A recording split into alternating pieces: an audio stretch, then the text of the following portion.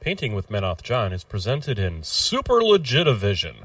Super Legitivision, the future of podcasting. It's .com.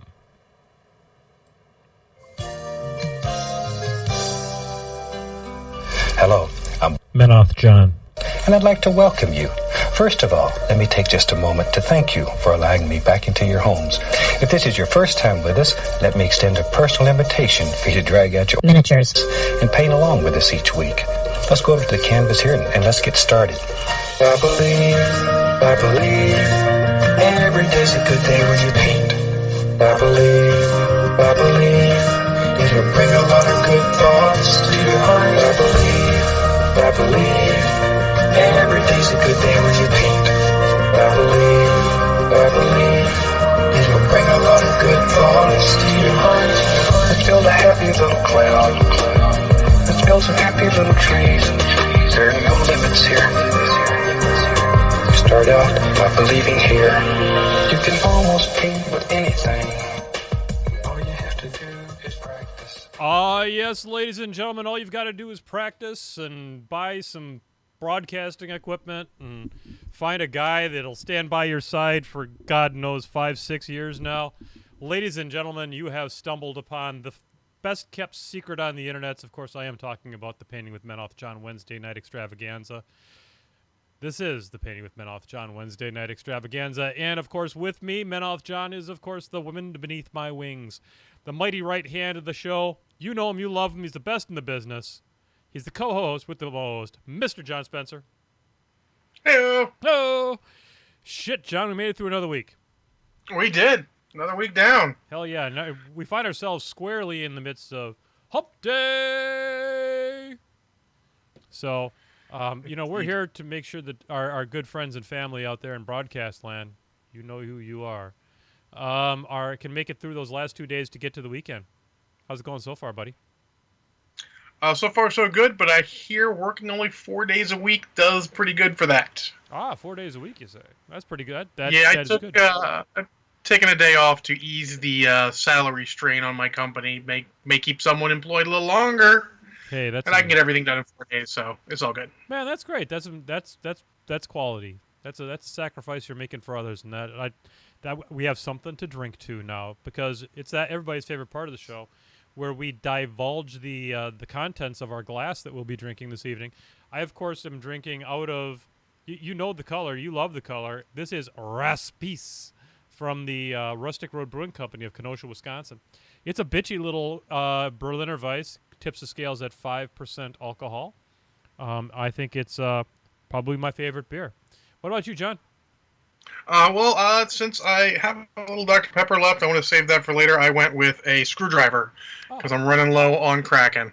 When you're feeling like a tool, screwdrivers. All right. Right.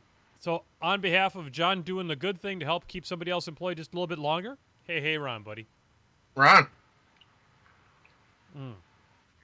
Well, there's a rumor on the street that I'm purchasing a second home that I'm going to rent to Troll Chuck's mom, and my realtor may be in the chat room tonight.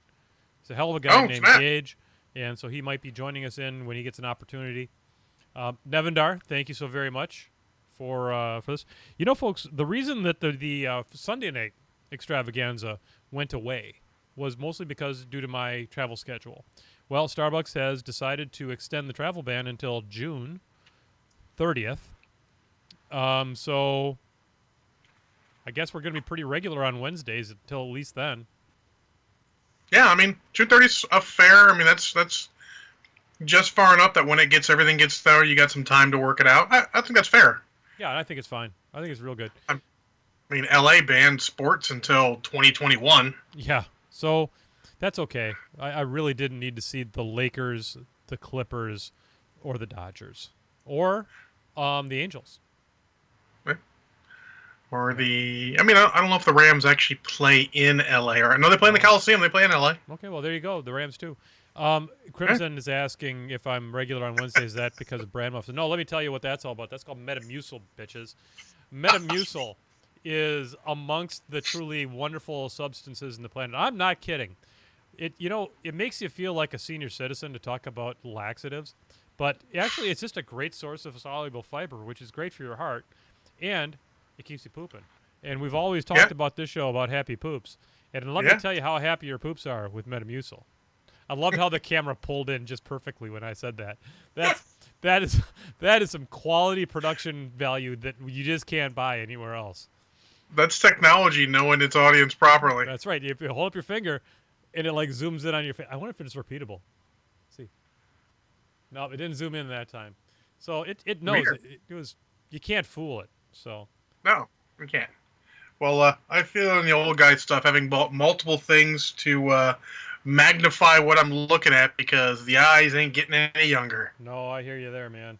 The it's hard, but when you're if you're gonna paint something, maybe then paint something very large, and that's what we're doing starting tonight, folks. This is the old son of a gun hooch hauler or whatever it's called. The camera is on your shenanigans. Okay, so there we go.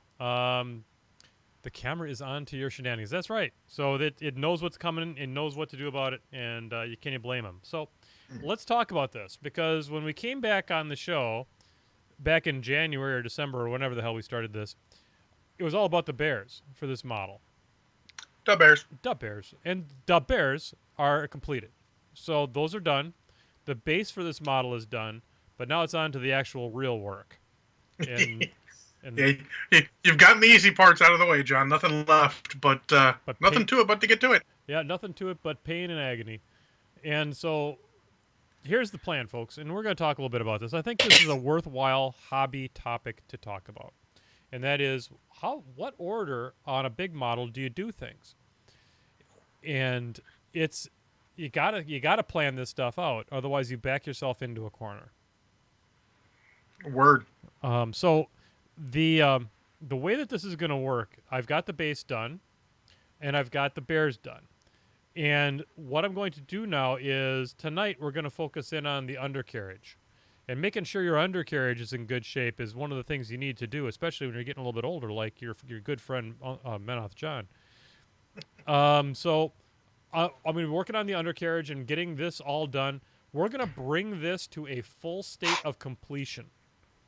We're going to take, and I think what I'm probably going to do is I'm going to go as high as the bottom of these like outrigger thingies. I should probably put here. I'm going to put the painting cam on so that Oh, makes a snap. little bit more sense.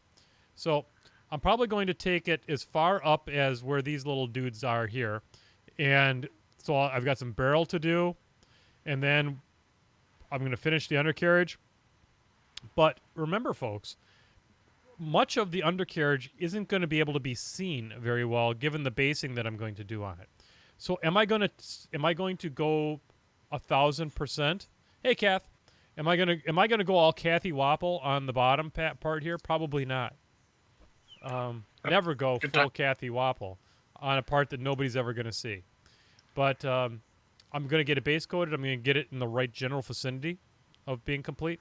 I'm going to wash the wheels. I'm going to get the wheels all looking spiffy. That way, I can then take this and mount it to the base, and then I have something good to hang on to. I've got a good platform to work from. Because let me tell you what a pain in the ass this thing is to hold on to. I was going to say that because when I painted this big guy, I made sure I got the legs done first, so I had somewhere to grip him by. Yep. Because that you want to be able to do that as you're painting, and then you just go from there, get parts, and get what you can. And you got to have a plan what you're painting too. I mean, I started this guy, I had no idea what I was doing, so a couple things have changed colors a couple times, but Yeah. I'm overall pleased with him. He's pretty cool. You got to think about how you're going to grip your thing if you want to make sure you're going to have a good painting experience. Well, no, my thing fit on the GW large model holder. It's the other stuff I got to worry about. My thing was fine. Well, I'm glad your thing Now is everything's fine. like that. My thing is still There we fine. I'm putting on the blue glove of love for tonight. Remember, folks, if you're gonna paint safely, and the blue glove of love is here tonight to kind of protect the model. Make sure I don't get a bunch of hand grease all over the model where I'm touching it, because hand grease is not conducive to having a pleasant painting experience. It will Negative. No. It will not take a wash worth of crap, and you'll be sad. So we're going to probably start off right here now tonight. The other thing I wanted to talk a little bit about is metals, okay? And in particular, solid metals. Now here you're going to see three different paints that you might want to use for a medium kind of silver. One, you've got cold steel from Privateer Press's P3 line. You have next to it, you have a dry, what they call a dry from Citadel, which is the Necron compound. And then you've got their layer line, which is also from Citadel. And basically, the way I would describe this is kind of fluid, a little less fluid. Holy shit, what went wrong with the batch? Because it's dry on purpose. it is gooky and congealed and not happy, which makes me sad because cold steel is a great color and I love to use it. But honestly, I can't work with this anymore. It's a hot mess. I'll open it up just so y'all can see it. But you can see it right here in the top of the paint. It's like a paste. You need more medium. Like mixing medium? Yeah, like I got it somewhere. Because I've got some P3. Yeah, mix it. Okay, because I've got some right here. So I should just add some mixing medium into it? Let's see what we can do here, kids. I would probably do it as you're mixing up stuff you're painting on your, in your wet palette. Palette. Well, do you do metals in a wet palette? I generally don't because you don't want too much water in them because they get a little weird. Yeah, no. So I'm just gonna mix it in. I've got nothing to lose. I think the white caps are the older batches. So I'm gonna go ahead and I'm gonna put some mixing medium in here and see what I can get to have happen. Maybe I can mix it up and I'll put a few dozen drops in there. John, I will say, when you decide to buy some more paints, and these are orderable online, take a look at Scale Colors Metallics. I really like black metal as a basic base coat metal. It is legit. And as it so happens, I have a model here which is mostly based in that paint. Oh, nice. Which is my that's really here. That's really good looking. Yeah, I like the metal. It's a good dark metal. It takes whatever way you want to go with it pretty well. So okay. I definitely enjoy the crap out of that. And Legionnaires black metal, does it rock? No, it's brutal. So that's scale 75, you say? Scale 75. Yeah, I bought a bunch of their paints at once, a bunch of metallics, and I've got nothing but good things to say about it. Yeah, I've about given up on Privateer's metallics. You can get some good ones, but there's even the newer ones, which are pretty good, pretty solid, are still a little hit or miss from time to time. So Legionnaires was saying something about Vallejo metal color. Well, white caps are the older batches.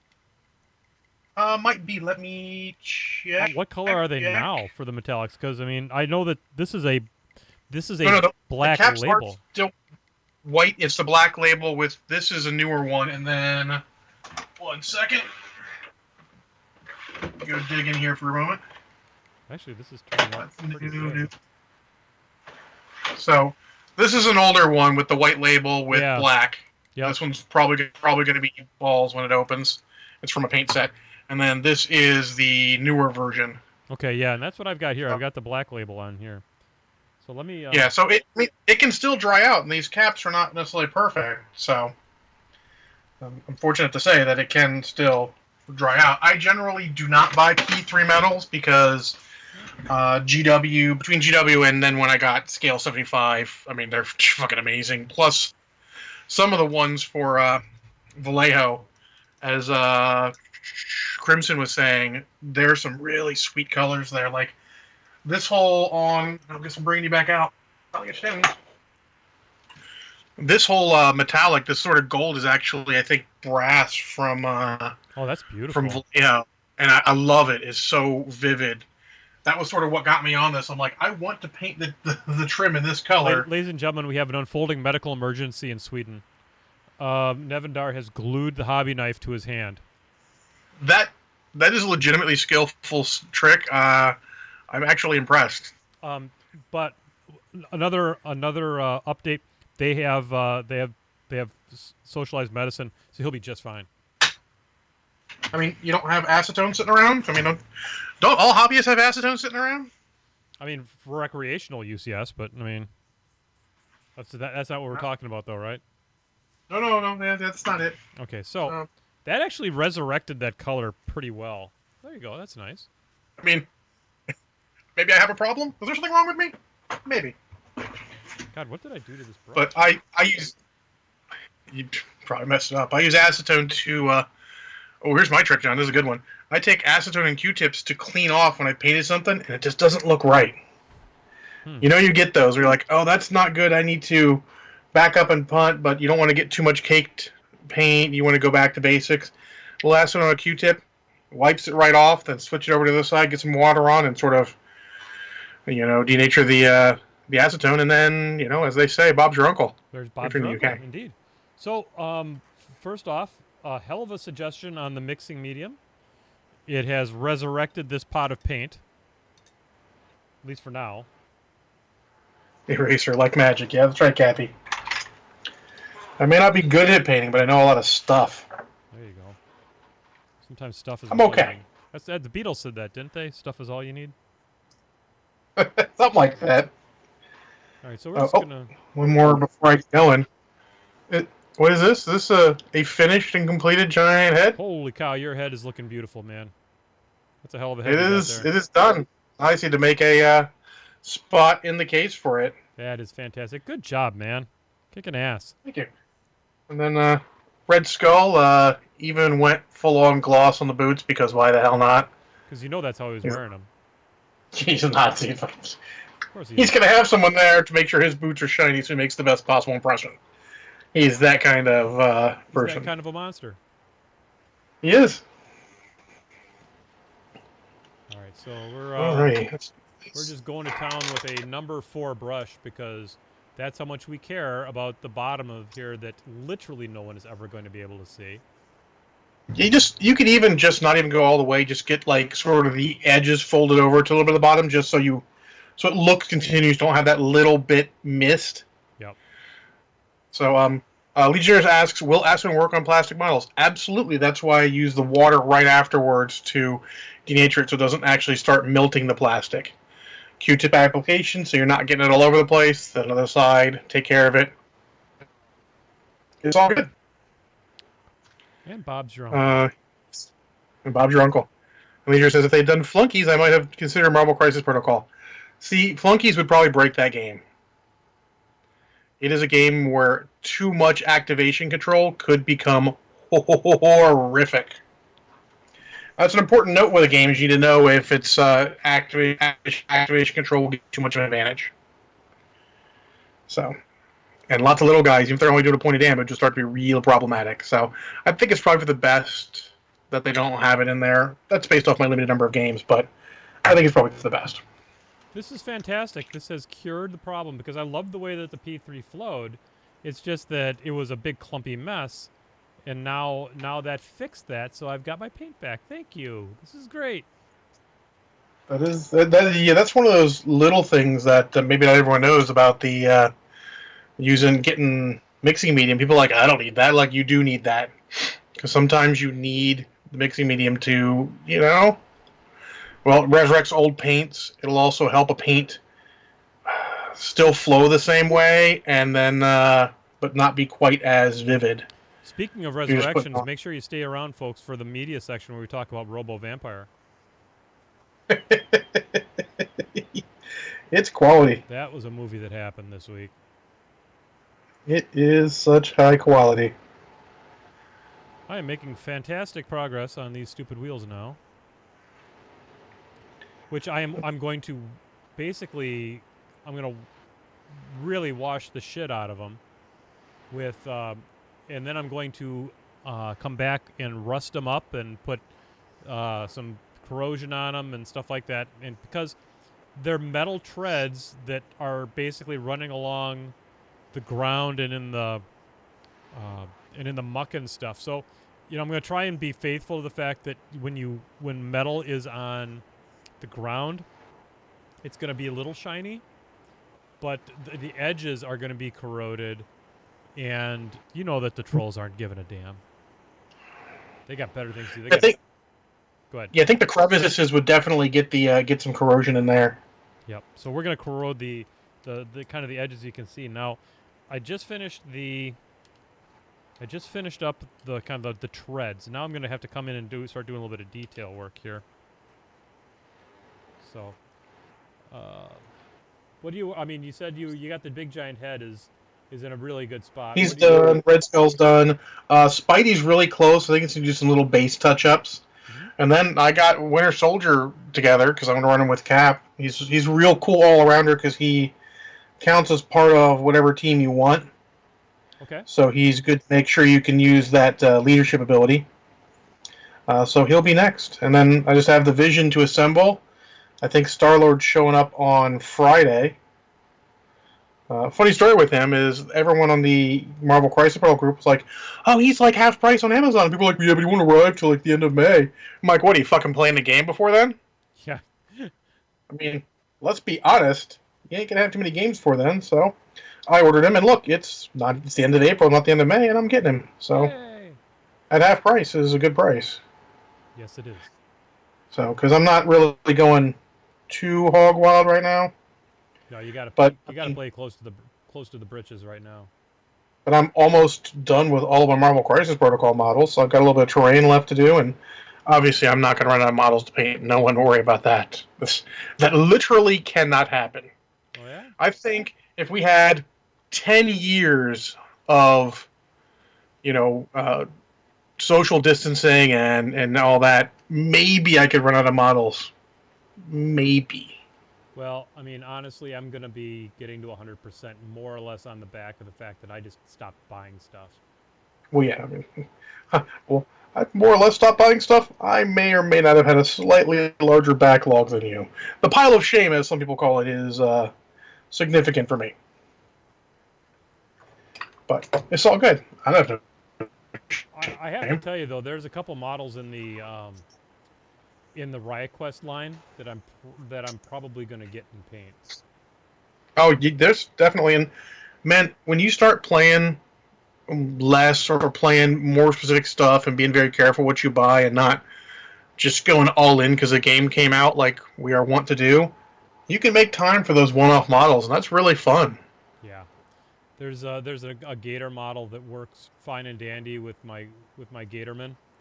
That I know I'm going to want to have, and he's cool, and he's got a hook that he throws, and that's awesome. And so I did make a strategic mistake on this model, and the strategic mistake was I should have painted all this fiddly shit before I did the wood in the middle, and I'm getting a little bit of slopping, and that's okay because I can go back and I'll fix it and I'll repaint the wheels. I'm not even certain that's the wood color I've settled on wanting this to actually be. So it's not so bad. Yeah, and honestly, just making sure you block out the basic colors lets you get a visual of what you're doing, so then you can go back and start going, okay, I like that there, I don't like that there, and just start really picking your color scheme, especially if you're not 100% sure. Well, Gail Martindale says, awesome, you're back doing Paint with John. Yep, we're back. Hey, we've been back Gail. for a bit. Trying to keep it on multiple formats on the Twitch and the Book of Faces when we can. Yep. We'd love to have you over here at the Twitch, though. Oh, I'm keeping track of both. I'm not seeing. Trying my best. I'm not seeing any comments though coming back from Facebook. So I don't see the chat the chat stuff from Facebook on my restream chat, which makes me sad. Well, luckily you got me here. But luckily I got you, which is true. I could not be luckier to have you. All right. Well, Spidey's almost done too. I think I'll just show him off a little bit here. Wow, it's looking fantastic, buddy. Yeah, I think he's about. That looks like I'm at the point. No, go ahead. Go ahead. Go ahead, buddy. The point where it's like I think I'd just be doing little touch-ups for the end of time. Yep. That does not look like an easy model to paint, by the way.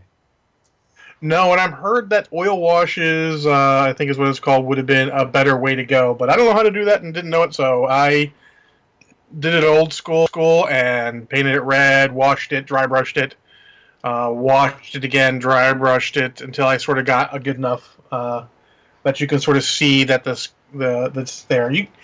It's that whole trick in the eye. There's the impression of darkness in the spiderwebs portion, so your eye goes, yep, it looks right. Nice. So, Is his eyes good enough? I think his eyes are good enough. We're gonna mess with him later. We're gonna mess something a little easier. Let us clean up on the Wolverine here, and this is the Wolverine. I've decided after looking at them and even looking at some of the paint schemes, painting battle mechs is just like painting Space Marines. Really? Yeah. The only difference is that you really can't paint a Space Marine camouflage. It'd be very weird. Yeah. And not very canonical. But you can paint battle mechs that. Other than that, they have these outlandish color schemes like Space Marines do, so it's all good. Very cool. So I went and looked for Space Marine color schemes because a while ago, I think actually about the time we were restarting, I was looking for a particular book, a novel, and there was like in this cool, lot from eBay that I was bidding on, had that and a bunch of other stuff. I'm like, oh, this is going to be really cool. And then, of course, last minute, someone sniped the crap out of it. Of course. But to be fair, it went way higher than I was going to pay for a paperback and some other books. Well, then I can find the paperback, but it's like, John, how much is too much to pay for a paperback book? well, oh boy. I've paid probably between 25 and $50 for like a rare rule book for something. Well, this is a paperback novel, and if I want to get one, it would cost me $150. That's too much. Yeah, I said hell no. I don't need it that much. I've had confirmation from one of the authors in the BattleTech universe that it's probably not worth it. It's early book. It's not. They didn't go so far as to say it's bad, but it's not up to the quality of the rest of them, which is fine. That happens a lot. A lot of early fiction for any game is not going to be that good. Legionnaires, the book was called The Sword and the Dagger. It is the second ever BattleTech novel. I've been rereading BattleTech stuff and was looking for it, but it would have been cool to get that lot because it came with the the camo schemes book, which is actually going for $50 itself. A little much right now, especially when I don't need it. I'll just steal Space Marine camo schemes, and I've got How to Paint Space Marines right over there on the bookshelf. And then hilariously, didn't use a single one of those Space Marine paint schemes, but I did use a Space Marine paint scheme. So, it's good. You get your inspiration where you can, Yeah, absolutely. Don't just think just because you're painting one thing, you can't go steal from another, borrow liberally from another fandom. Of course not. Of course not. That's the beauty of these games. We get to make and painting our models. We get that's what they are for us. Have you ever seen, a Helios with frickin' orange shoulder pads? No. I wanted him to have orange shoulder pads because in my world, that's what it was. And boom, now these are shoulder pads. That's what it is. Boom, shakalaka. Okay, so we got all of those on done. fire. I'm going to, just for completion's sake, I am not going to paint the axles on the inside, but I'm going to paint just the tready bits. Because I don't see any reason to go... I don't think there's any reason to do that. Good lord, I need to work on my brush control, sir. That was awful. I'm getting paint everywhere, but where I want it. That's right. Yeah, actually, there is a reason Can't to work paint the axles. I got to do it. Oh, you can see it from a certain angle? Yeah, especially the back. Yeah, well, it's all good. No, that's fine. Whatever. It's an extra 2-3 minutes of work. Whatever. I'm in early touch-up phase, just trying to block out where I'm going to paint on this guy. I also love, I don't know if you guys, as soon as I figure out a paint scheme, I go online and I find the best picture I can of that particular paint scheme and just save it to my desktop so I can take a look at it while I'm painting, because that's a great inspiration. That's how I chose Modoc's paint scheme. Just need some inspiration. Yep, that's a great inspiration. Where are we going? Where is it? That one. Yay, black. Yeah, I'm enjoying these BattleTech models. Are going to be a cool change of pace. Now, is that from the latest edition of the BattleTech, or is that... Yeah, these are from the beginner's box, so they're even a little bit older. When Necromiles was down a while ago, we went around and his love of BattleTech and chatting about it reminded me that I do actually love BattleTech. It's just been a while, so I bought the basic set. Really cheap basic set. It's like $20. Comes with 2 models and all that. It's a pretty good deal. I got the Catalyst Labs uh, like anniversary edition one that they put out. That is before this latest version, so I don't have the latest version. Yeah, I need to pick up the full set, but I don't remember what's in the Kickstarter. Because I mean, yes, I'm on the Kickstarter. Hey. So I'm waiting for that to come in before I decide exactly what else I'm going to get. But not even sure we'll play it, but it'll be on the shelf looking pretty, and I can take it out and relive fun of my young teenage years here and there. Yep, I And have. sometimes the South. Go ahead. I mean, like, honestly, John, $20 for 2 pretty solid models and a whole bunch of nostalgia. Yeah, That's awesome. I've got tons of Car Wars stuff, just because it's so nostalgic for me. I haven't played any of it, but I just like having it because it reminds me of good times. Yeah, I still have. John, just wondering, do you know I still have the first role-playing game I purchased with my own money? That's cool. It is Star Frontiers. It's old as heck. I don't have the box for it, but I have all the books and everything over on the shelf. And that is really old. Is it a great game? Don't remember, but it No, was fun, and I like taking it out and looking at it once in a while. oh, Car Wars is god awful to play. Mm. It is, it is god awful because it's so complicated. But it's. I'll tell you what, I wouldn't trade for all the tea in China. It got me into, more complicated games and stuff like that. Everyone needs an entry level. That's why, I may not say like Hero Clicks, but I try not to bag on it too much because everyone needs an entry level. Yep. Hey, we got 9 people watching. That's pretty good. Yeah, that's awesome. What are we doing next?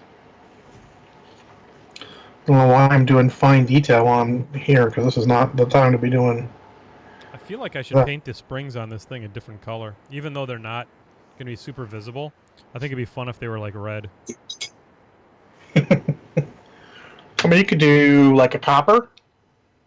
You got a Cop- copper handy? Copper might work. Yeah, because then you Um, just get something sort of cool and fun and different in there just to mix it up a little bit, so to yeah. speak.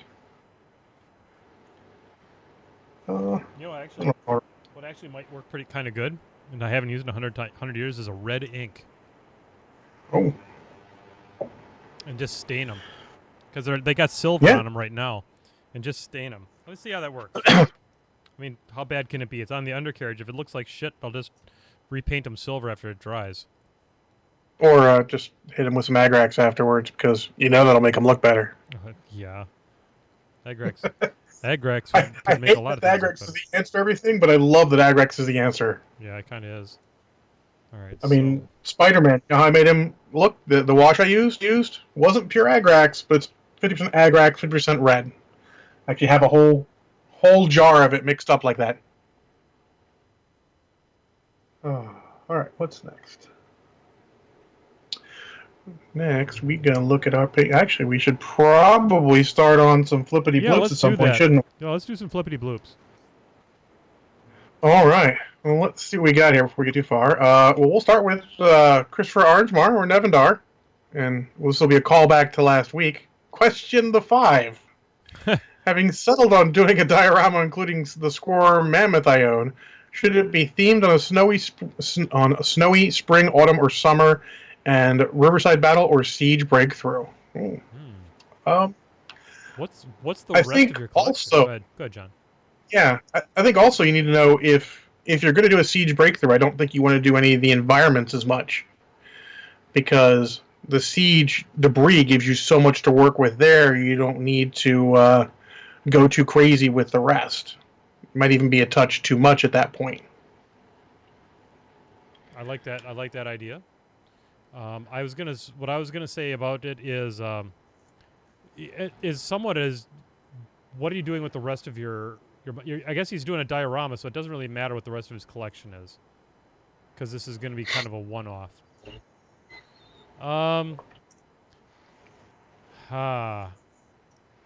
Yeah, if you decide that you do want some kind of an environmental, I don't know, I guess what it depends a little bit on what the color scheme of your mammoth is, because if it's a warm color scheme, maybe you want to have cool around it or something like that to bring in some contrast. Remember, Chris Suri used to talk about stuff like that, and Seth and those kind of guys, that a little bit of a cool versus warm can draw the eye, so to speak.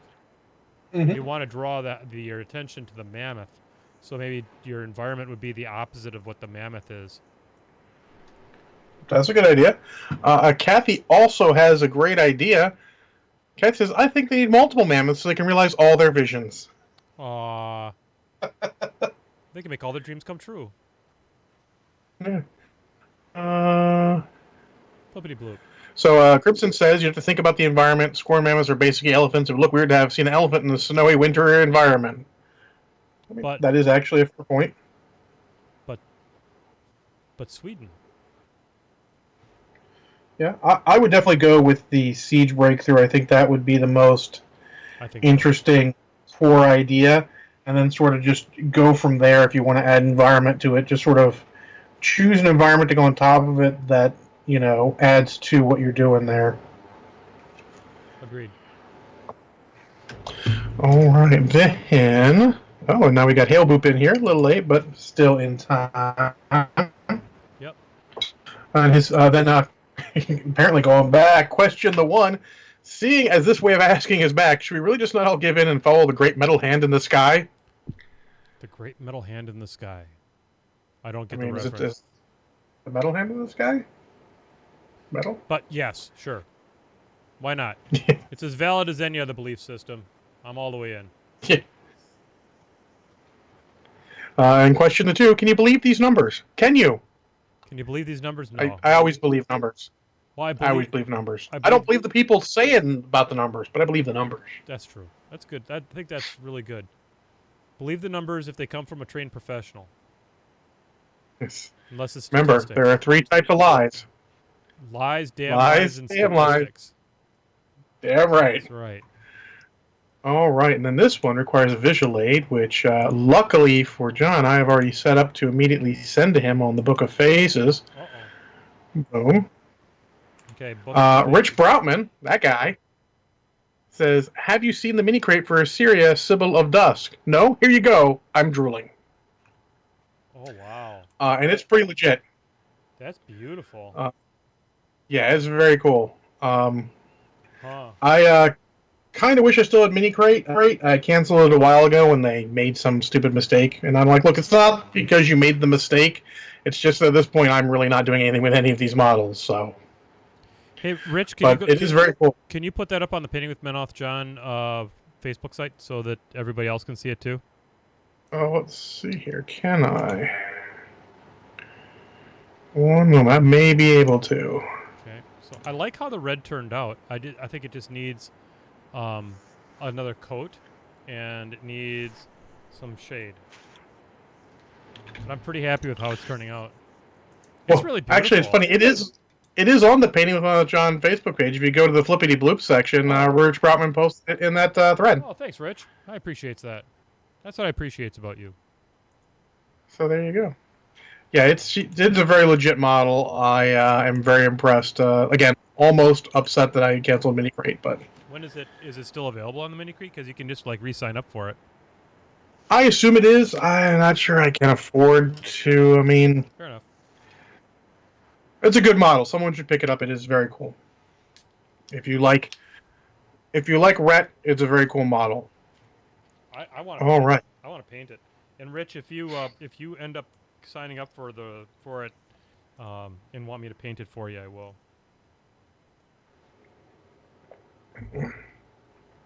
Yeah, Hailboop said he was tempted by Sheriff Sloan, but didn't buy the crate. Yeah, I didn't.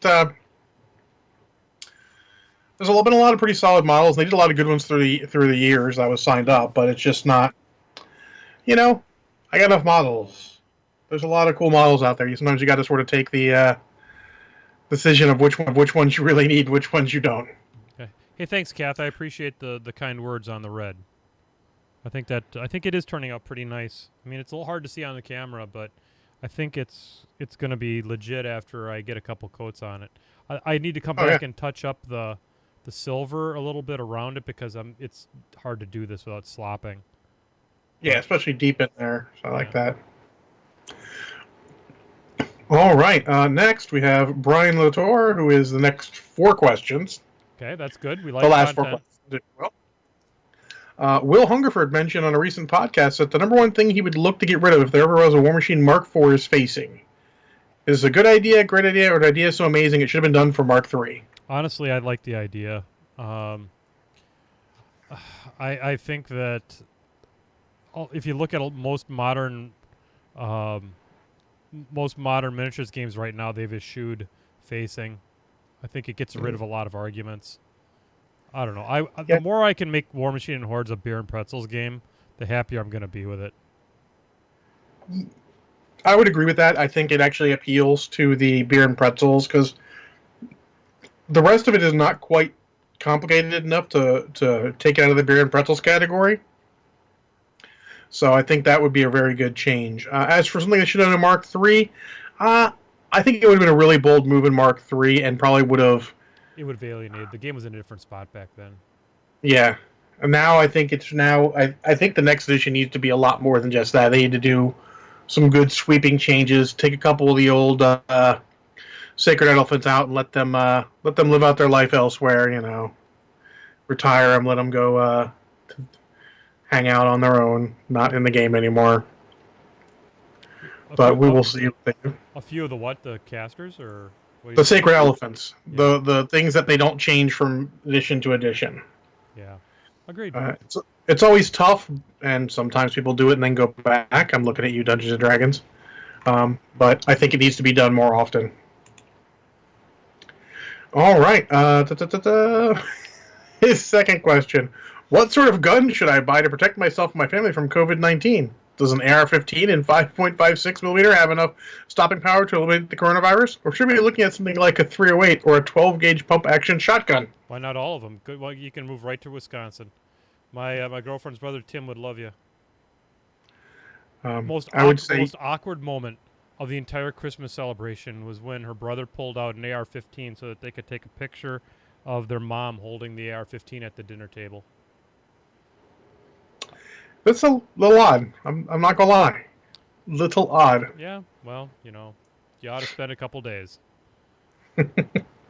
I would say that you probably aren't thinking right. The COVID-19 is a virus and very small. There's only one predator for that I know of in the weapons category. Flamethrower. Oh God, yeah, flamethrower. Probably need a flamethrower. I don't see why you. Yeah. Flamethrower. Fuck yeah, flamethrower. I mean, as a number 2, I would go with shotgun because it's versatile. It is generally acceptable, and a good pump. That bracking that pump tells people they done fucked up and they should reconsider. It's got a nice intimidation factor. You got that right. Yep. Okay. And you do know that the shotgun is the only natural predator to the zombie. Well, that's what I was going to say. I mean, you got a nice backup play for zombies at that point. I couldn't be happier about putting red on these shock absorbers. They are looking very, very good. It's just enough different. It doesn't really detract. It's just like there's something cool there. It was just all the silver, and so now what we got to do though is we got to come back and we got to touch up where I slopped a little bit. Kathy said she was going to say a squirt gun full of bleach. I'm like, maybe a good squirt gun full of hand sanitizer might work on the COVID. So it was interesting. I was at the grocery store earlier today, and they actually were putting out bottles of hand sanitizer. They look like whiskey bottles. Well, a lot of places have gone to making hand sanitizer. Army Painter is making hand sanitizer right now. That's cool. That's cool. I actually think Kathy gave me an idea. I know how to defeat the COVID if you're using a gun. Is a squirt gun full of Everclear.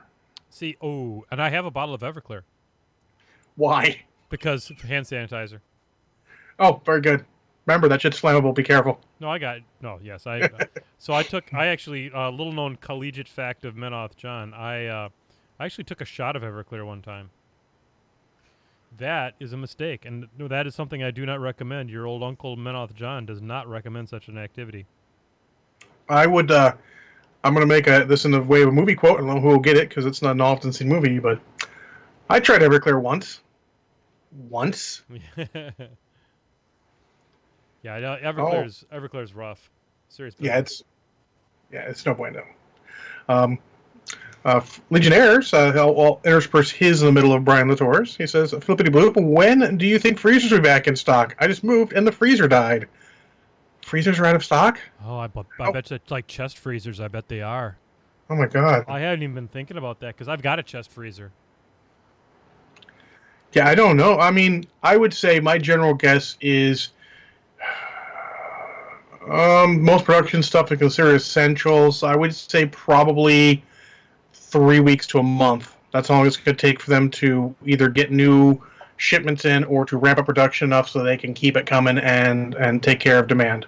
I think that's why we still haven't quite seen toilet paper in mass quantities, because the second wave of people who want to hoard got it, and now we're waiting for the ramp up to finish. Yeah, I did have a toilet paper sighting when I was out and about not too long ago. Felt pretty good about seeing some toilet paper. Yeah, I'm waiting until we see them in the stores a little more frequently. The roomie needs some. I mean, doesn't need some. I've got plenty, so we'll be fine. But Yeah. Well, good. bye. All right, so back to Brian Latour's. We're looking at. Have you seen Quiet Rest yet? And if so, what do you think it is the best thing to happen on the War Machine Horde's internet in a long time? Quiet Rest? I don't know what that is. It is a webcomic about basically Riot Quest. It's sort of like a fun. I've actually seen. I didn't know that's what it was when I visited their website or their Facebook page for a second, of course, because it's me, and I wanted to know what it was before I asked that damn question. And I have seen one. It is pretty amusing. Okay.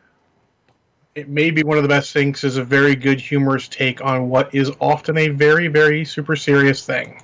But it seems as though Riot Quest doesn't take itself super serious.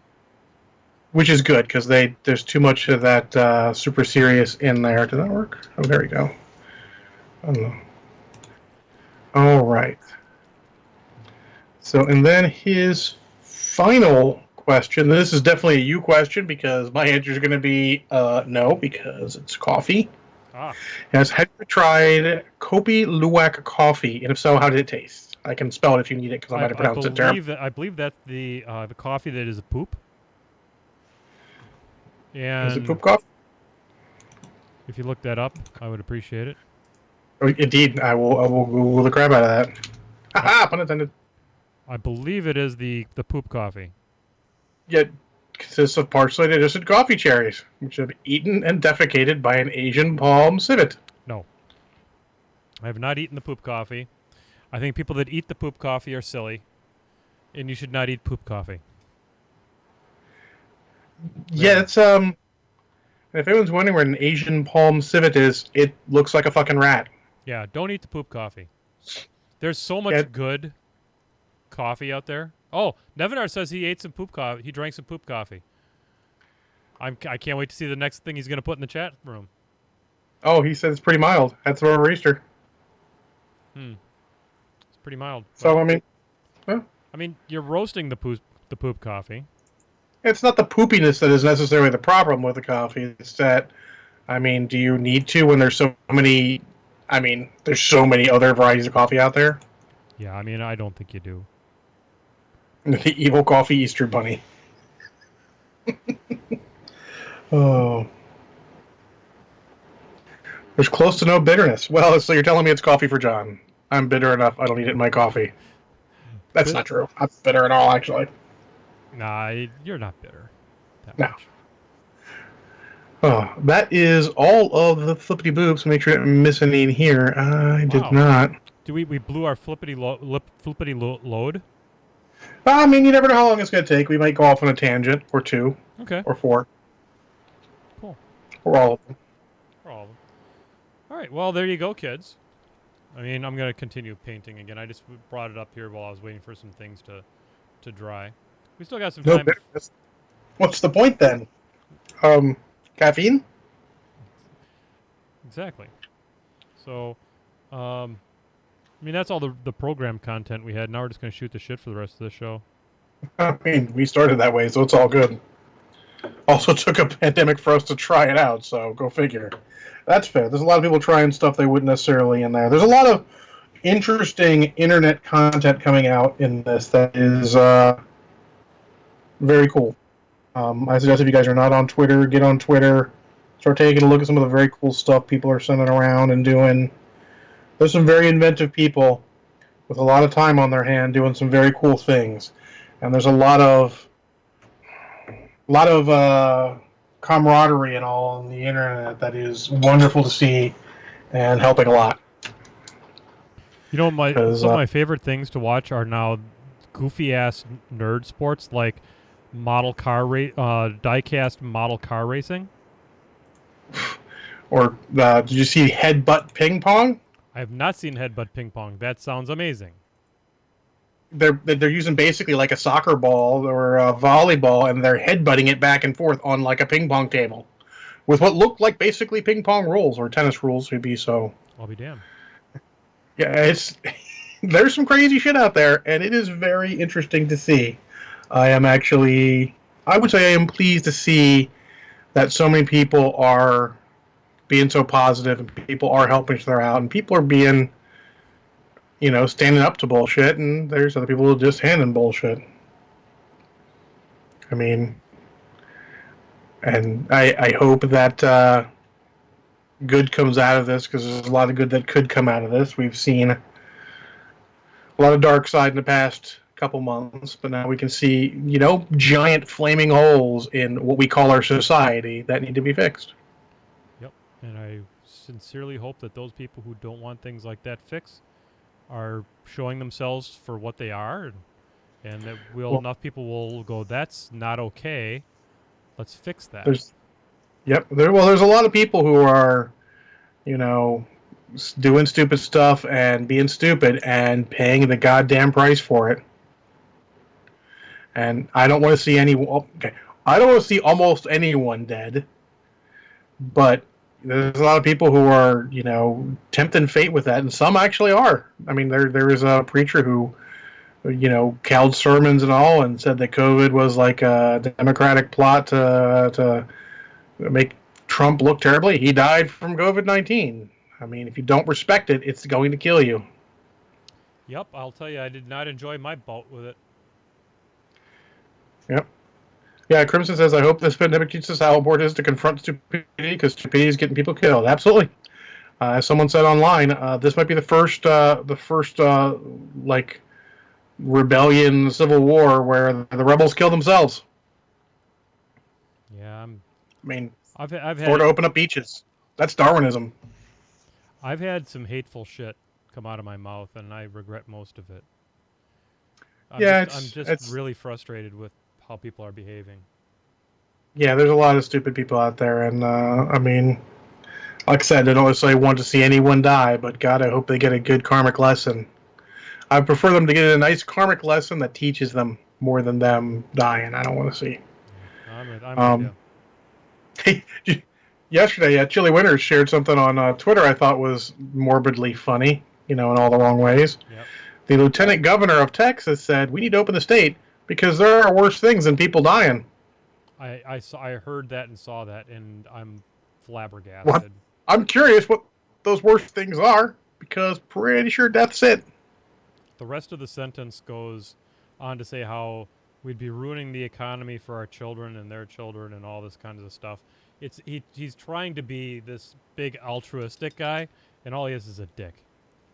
No, he's not being altruistic because he's not going to be in any danger.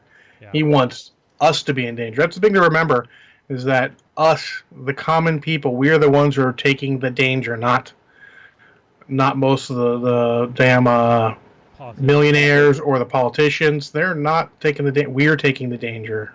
Yep. Yeah, and the economy is already ruined. Yeah, but it'll recover. It always does. just how it recovers, and maybe it'll become something stronger and better.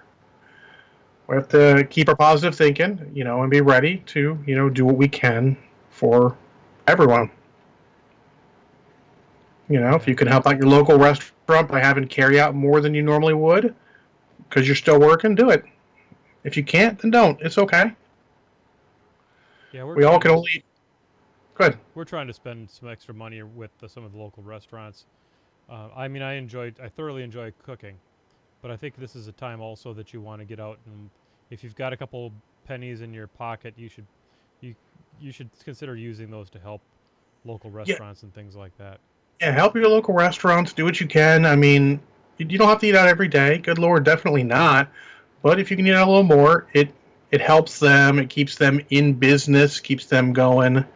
and it'll pay dividends. I mean, Yep. and remember to tip your damn drivers. Tip your motherfucking drivers. I cannot say it enough. Yeah, they ain't getting paid so much. You need to take care of them. Yeah, I mean, right now, since I use mostly the apps to order, because boy, apps to order are take Well, away the most annoying part. They're great. Um, and actually, it helps the stores too, because that's less people they have to have on the phone taking orders. Because I'll be honest, it is hard on the salary they offer to get someone who's quality to go on the phone. right. There's places that offer much more money for those particular skills. Yep. So it helps them. It makes them down. It maybe makes it easier for them.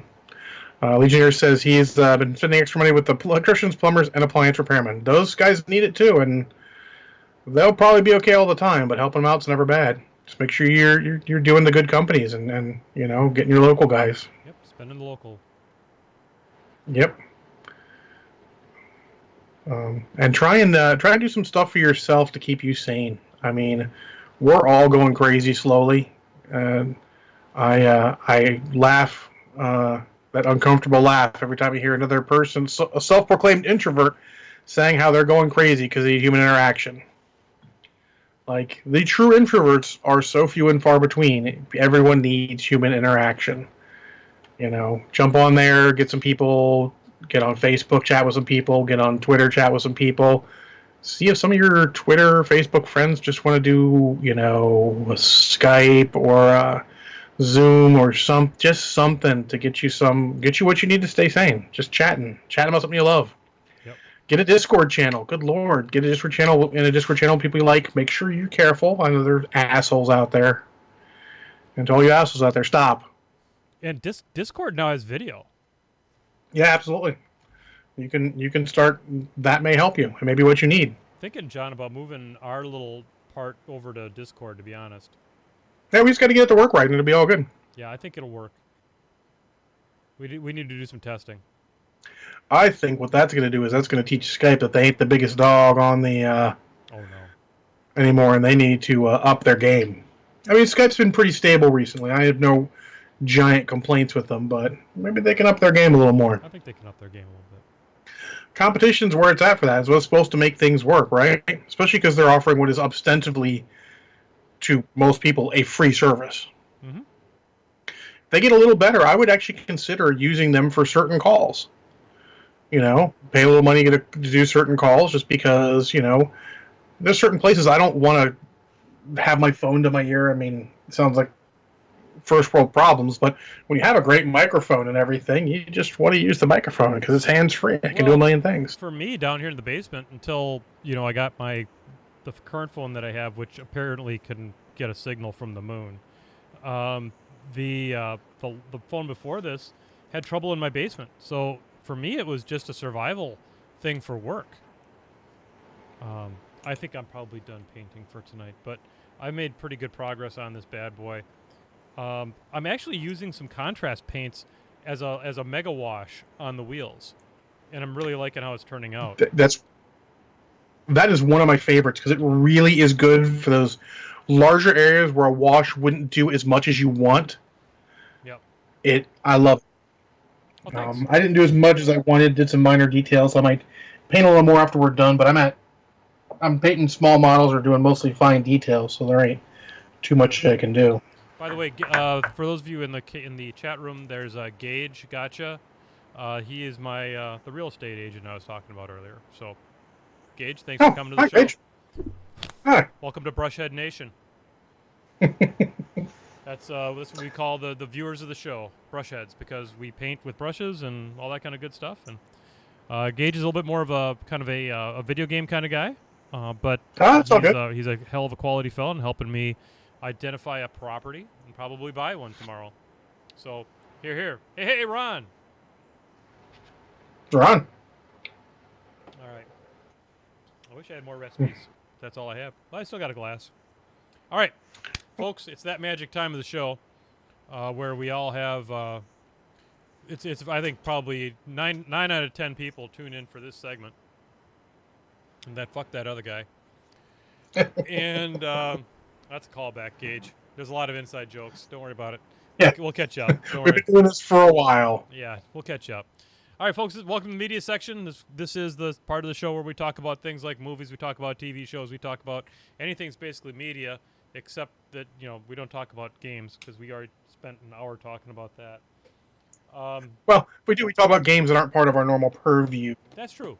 We will do that from time to time. Tonight, folks, let's see. Last week you led off, right, John? I think. I don't remember. You can lead off if you want. You got a humdinger. John, fuck you. I've been saving that for an hour. Fuck you. So you did not like Robo Vampire? Robo Vampire is the most incomprehensible. Ladies and gentlemen, we found a movie that has a harder to follow plot than Turkish Star Wars. I'm not sure about that, but it's close at the very least. They're fighting. Let me give you a handful of ways that Turkish Star Wars is vastly superior to Robo Vampire. Now, that being said, the vampires are fucking amazing. They're just hilarious. And I'm not going to argue with any of the points he's bringing up right now. Watch Turkish Star Wars. It is a categorically better movie. Yes. Did you ever think we'd say that about multiple movies in Turkish Star Wars? I know. There was once upon a time that not only owned the 5 shots of Kraken, but it was so far. You're like, there. unassailable. Like, oh, Jesus Christ. I mean, this is like the mountain, and this is why we chose it as... Oh. No. Atlantic Rim had to be made. Cats had to be made. Robo Vampire had to be made. Good Lord. God Monster had to be made. Yep. God Monster had been made. We just didn't know about it. Thank you, Amazon Prime. Amazon Prime is your source for absolutely shitty movies. Oh Just start God. digging deep. They're so bad. Anyway, folks, Robo Vampire is hard to describe because I couldn't follow it very well. Here, John, before you say anything, let me try to describe it, and then you help me understand where I'm wrong. Okay, we'll see what I can do about that. There appears to be a gang of drug smugglers that are being led by an ostensibly European guy who talks like this. He's got the oddest voice in history. Oh, but the dubbing in this is eight different kinds of shit. But that's fine. Oh, it's magnifico. It's so bad it wrapped around and became. Yeah, it's the chef's kiss of terrible dubbing. It's Jesus, and they're hiding. They have the drug cartel has found a wizard that controls vampires that are Asian vampires. Hopping vampires. Asian hopping vampires, which my son Charles informed me is indeed a thing. It's a thing. And it's not just this movie. Nope. Asian hopping vampires. And they are smuggling heroin into them until, spoilers, they decide to smuggle something. Someone switches their dope for rice flour, and that is what pisses off the vampires, and it wakes them up. Like they're trained, they're like drug sniffing vampires. If you don't put the drugs on them, they wake up. Well, I think it goes back to one of the weaknesses of vampires is very fine rice. I forget the exact details, but rice is one of the weaknesses. Like, they can't cross rice, and it's got to be good rice. So I guess rice flour is what is waking them up because it's similar to their weakness. So It's like having garlic powder in a regular vampire. So I don't know if you noticed, but when you said that, and I was surprised, and I took my beer away, the camera pulled back. It was amazing. Yep. The camera's perfect. This Robo camera is just amazing. Anyway, so, and now this is where I start losing. There's a subplot between one of the vampires who has a monkey face. Yep. He's got a gorilla face, and a woman who is ostensibly a witch wearing Ghost. a ghost. She's a ghost, She's a isn't she? ghost wearing a shirt that is far too sheer for normal polite company. Yeah, it's a little much. A little much. She's a fine looking lass. Don't get me wrong. I'm not taking any points off for the fine looking lass that she was, but not for polite company. Nothing you'd wear to a business meeting. Certainly not out to one of your finer restaurants.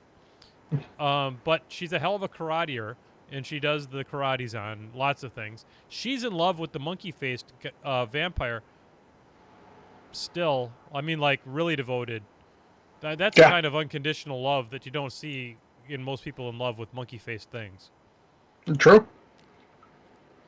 And then there's another subplot where there's like a group of people trying to break up the drug cartel, and they're like they're like north of the border folks. They look like they're gringos. Indeed. And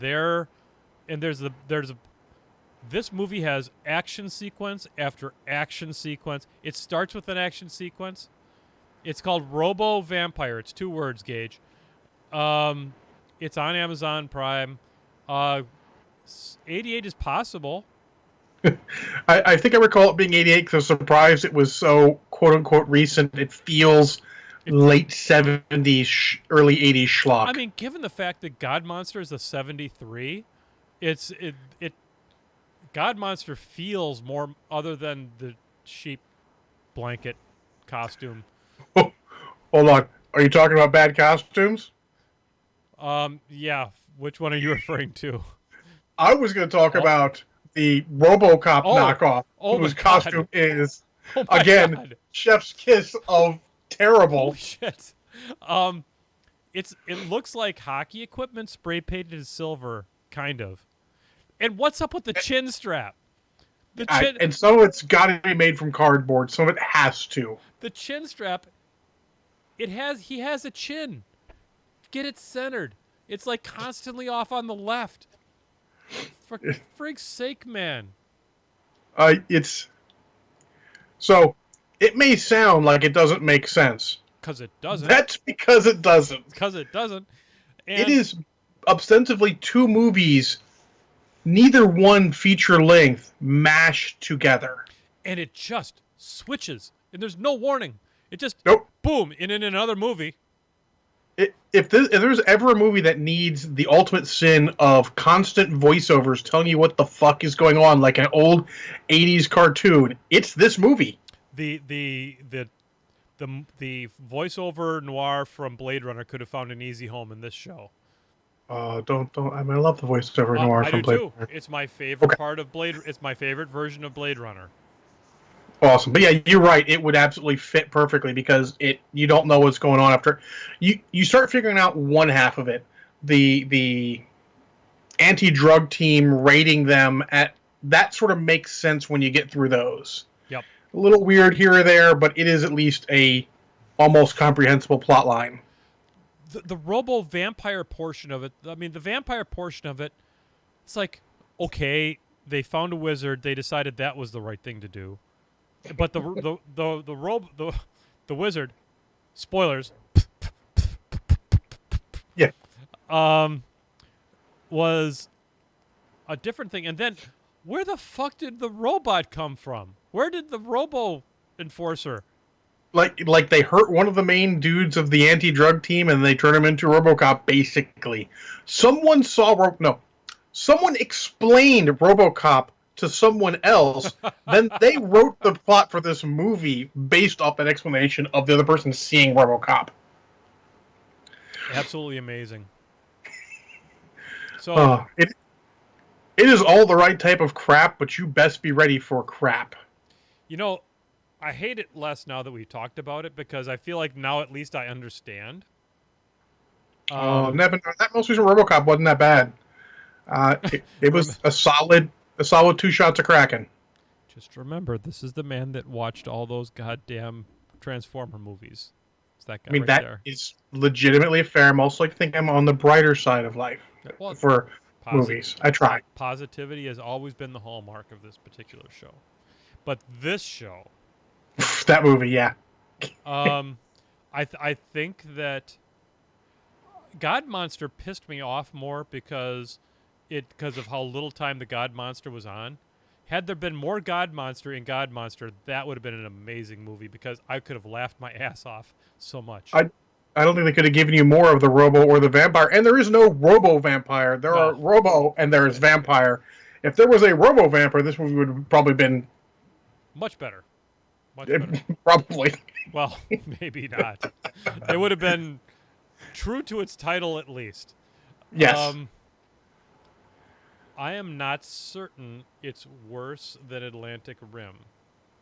It definitely not, but I think it deserves 5 shots all the same. You think? Yeah, is there a redeeming feature to it? I don't know. The Ghost had a pretty nice rack. I mean, fair. But no, I'm sorry. 5 shots of Kraken. It's too rapey on top of everything else. There's a couple scenes that are just uncomfortable. Yeah, it's definitely it's a 5 shot. It is worse than Turkish Star Wars. I would much rather watch Turkish Star Wars again. Yeah, for sure. It is better than Atlantic Rim, but that's kind of iffy. Atlantic Rim technically makes more sense. It's just worse in so many other ways. So hard to watch. It's even so hard that when I sent you a link to that, when one of the guys on the internet, Ruins Movies, tried to ruin it, he can't ruin too much. It's pre-ruined. Yeah, it's just ruined. He can just make fun of the airplane parts because that's his thing. Yeah. So, I don't recommend you watch it, but it's kind of a fever dream. And if you want to, now that you know, if you've listened to this and you got, oh, that's the Ghost. Or you go, oh, that's the drug team.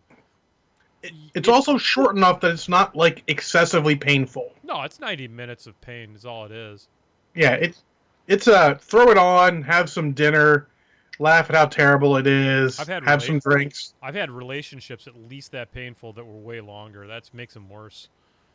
So, there you go. John, what about you, buddy? I'll settle on 5 shots.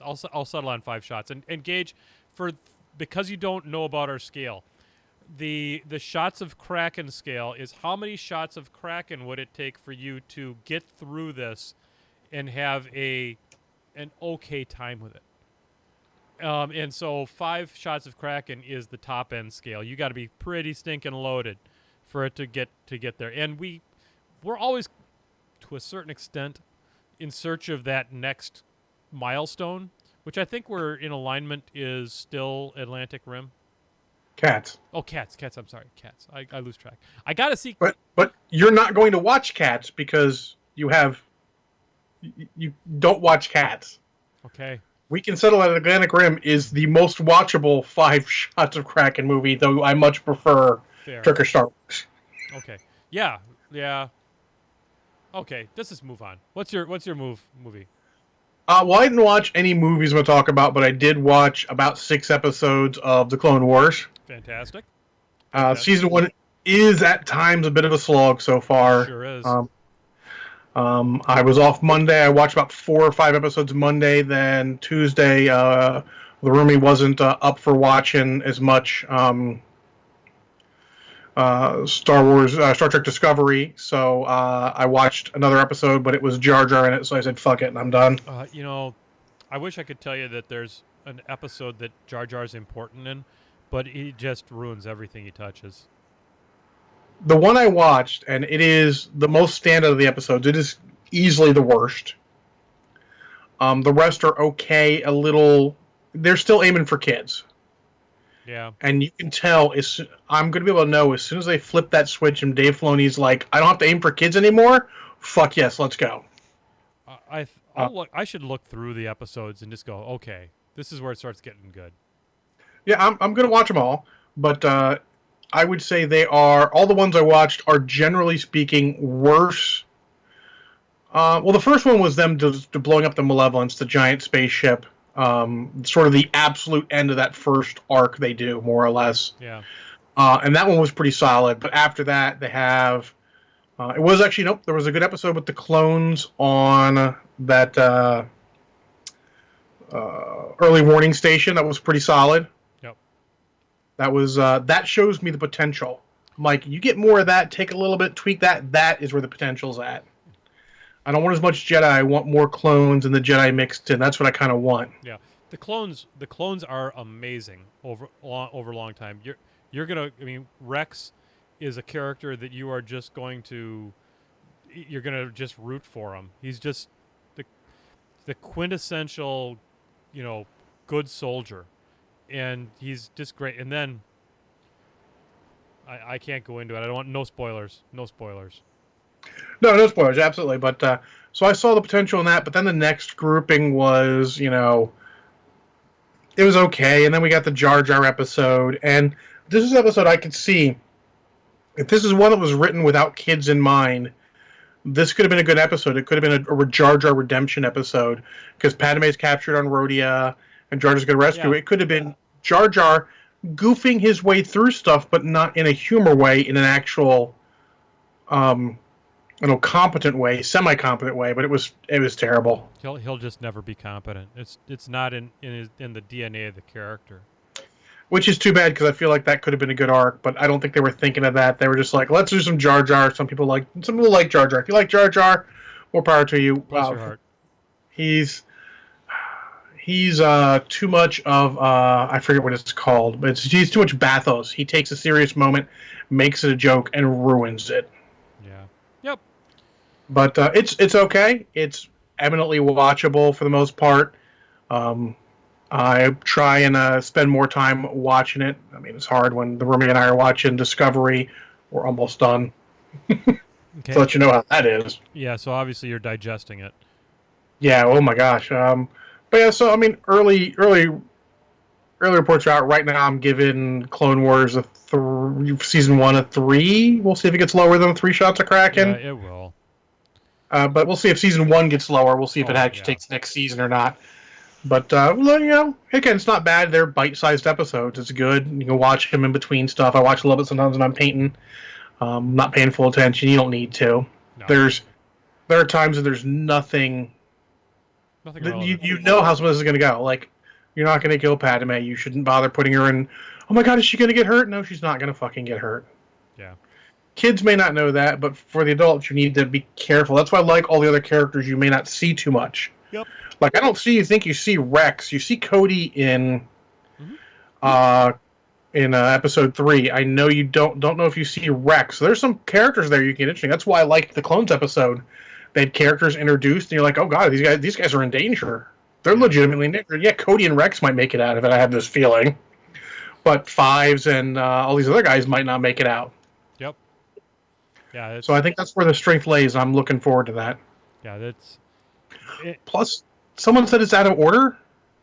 It's out of order. It doesn't feel like it's in any specific order. Like a big problem is they always say General Grievous and and the the Droid Army is wrecking everything, but you never show it on screen.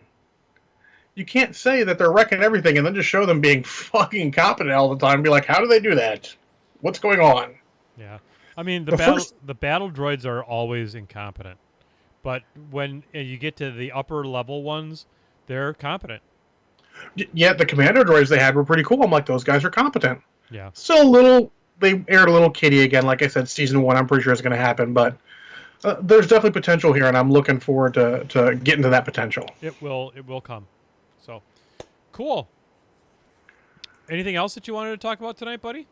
Unless you want to talk about, I don't know how far you got through Discovery, how much you remember, but I finished season 1 and I am on season 2. So I've Bella and I watched season 1. Episode 1 of season 1, and she liked it. So she's invested in it now, and it'll be something that we regularly watch, which is great. Yeah, absolutely. I also like it. It's like this, where it has little arcs. Yep. Little good stopping points for it, and I like that. And I like how they take what would normally, at least season 2, they take what would be a filler episode, and they put it in the middle of an arc that's ongoing. So it's not really filler because the arc's still going on, but there's filler details they spread out. And this is more season 2 than season 1, and there's a lot of cooler stuff in season 2. But I'm very much enjoying it. I thought the first season is very good sci-fi and not necessarily good Star Trek, like has been said. But I think it's better Star Trek than people say. Okay. There's a couple very Roddenberry episodes in there, and I like how the theme is still pervasive through the end. Cool. Well, that's great. I mean, so I'm looking forward to it. Like I said, I'm a long ways from getting to season 2 because I do want genuinely to rewatch it with Belinda. So I think it's gonna be great.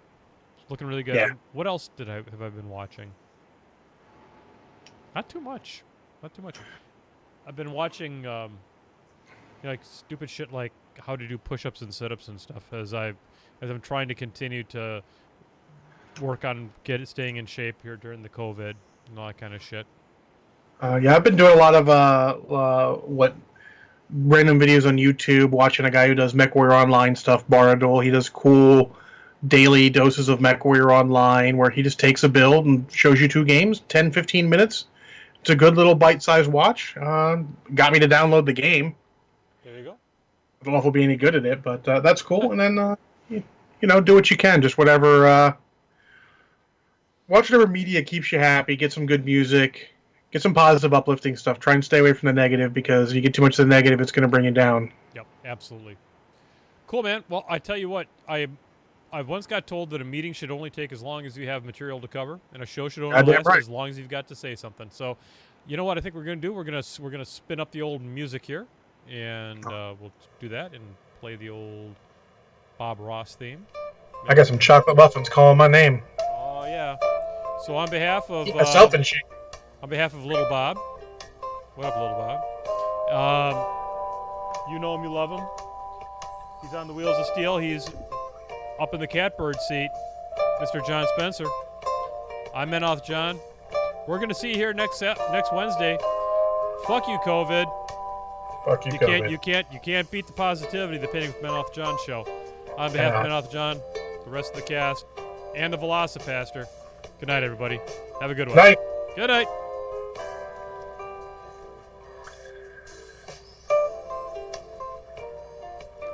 Chinese jumping vampires. Hopping. There's a difference. There is?